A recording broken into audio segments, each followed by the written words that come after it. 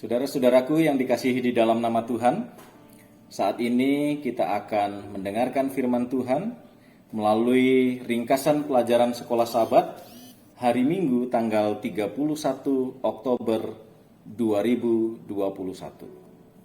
Sebelum kita memulai merenungkan firman Tuhan, mari kita berdoa. Bapa kami yang bertahta dalam kerajaan sorga, kami ucapkan puji syukur dan terima kasih Tuhan memberkati kami, menyertai kami. Saat ini kami akan belajar firman Tuhan. Kiranya Engkau mengurapi kami dengan kuasa Roh Kudus-Mu, supaya kami boleh mengerti akan firman Tuhan. Bapa di sorga, kiranya Engkau memberkati kami. Kami mohon ampun atas dosa dan pelanggaran kami. Dalam nama Tuhan Yesus kami berdoa dan mengucap syukur. Amin.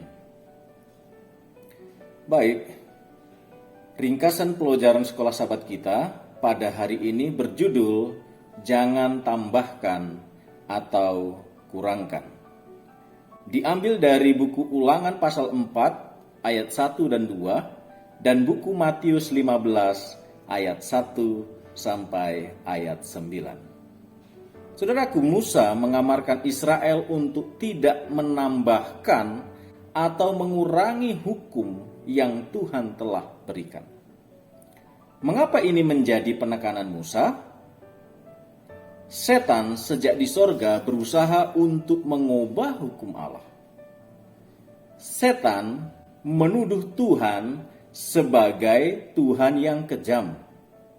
Semena-mena, hukum Allah itu sulit untuk diikuti.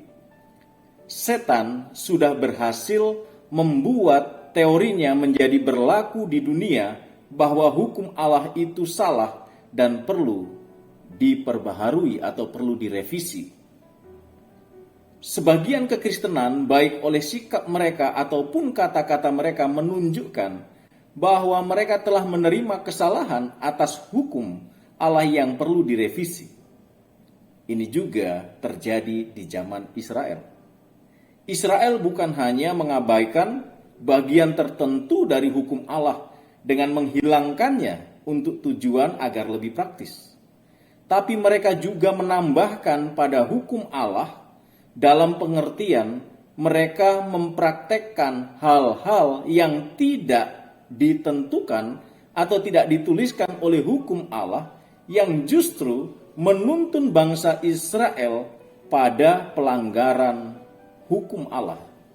Jadi hukum Allah mereka tambahkan, mereka buat seberat mungkin yang sebenarnya justru itu tidak ada kaitannya dengan hukum Allah. Tidak ada di tuntutan hukum Allah. Ketika Israel akhirnya tiba di tanah Kanaan, mereka sering mengabaikan amaran-amaran yang diberikan secara langsung. Contohnya, masalah penyembahan berhala.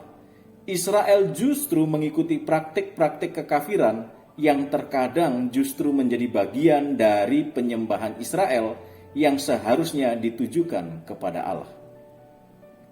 Ini juga yang dihadapi Yesus dengan semua tradisi-tradisi orang Yahudi, seolah-olah tradisi itu lebih tinggi dibandingkan dengan hukum Allah.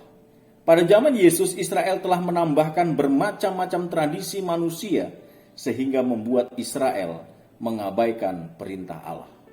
Tradisi justru lebih tinggi daripada hukum Allah. Tradisi-tradisi tersebut bukan ajaran hukum Allah yang mereka praktekkan dalam kehidupan mereka.